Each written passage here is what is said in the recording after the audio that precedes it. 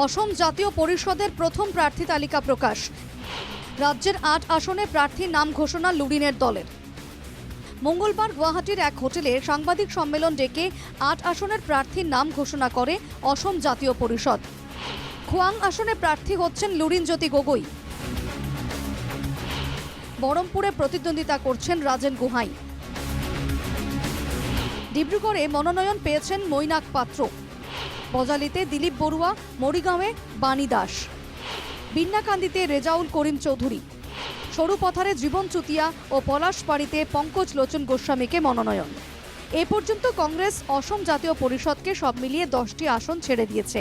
তবে শদিয়া ও গুৱাহাটী সেন্ট্রাল আসনে প্রার্থীর নাম ঘোষণা করেনি এজেপি। 10টা বিধানসভা সমষ্টিত যিসকল প্ৰাৰ্থীয়ে প্ৰতিদ্বন্দ্বিতা আগবঢ়াব তেখেতসকলৰ নাম মই আপোনালোকৰ আগত ব্যক্ত কৰিব খুজিছোঁ। প্ৰথমে খোৱাং বিধানসভা সমষ্টি দলৰ সভাপতি মই লুৰিনজ্যোতি গগৈ মই প্ৰতিদ্বন্দ্বিতা কৰিম। বৰহমপুৰত আমাৰ কাৰ্যকৰী সভাপতি ৰাজেন গোহাঁই ডাঙৰীয়াই প্ৰতিদ্বন্দ্বিতা কৰিব। মৰিগাঁৱত বাণী দাস ডাঙৰীয়াই প্ৰতিদ্বন্দ্বিতা কৰিব।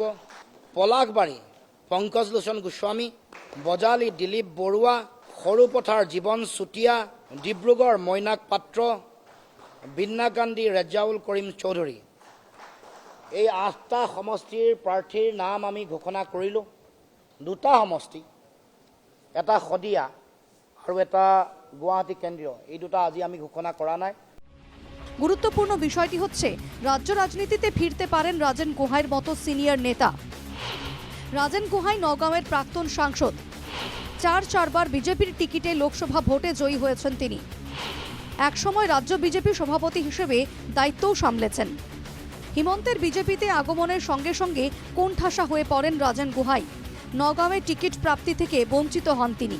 পরবর্তীতে হিমন্ত বিশ্ব শর্মার বিরুদ্ধে ক্ষোভ প্রকাশ করে দল ত্যাগ করেন রাজেন গুহাই।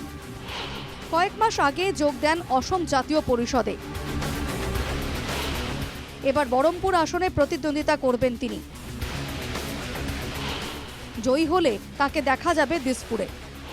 হয়তো ফের মুখোমুখি হতে দেখা যাবে হিমন্ত রাজেনকে। বুধবার প্রথম প্রার্থী তালিকায় 8 আসনে নাম ঘোষণা করে লুরিনের দল। 2টি আসনের প্রার্থী নিয়ে এখনও চলছে শলা পরামর্শ। সূত্রের খবর, অসম জাতীয় পরিষদ আরও 2-3টি আসনে বন্ধুত্বপূর্ণ লড়াই করতে পারে কংগ্রেসের সঙ্গে।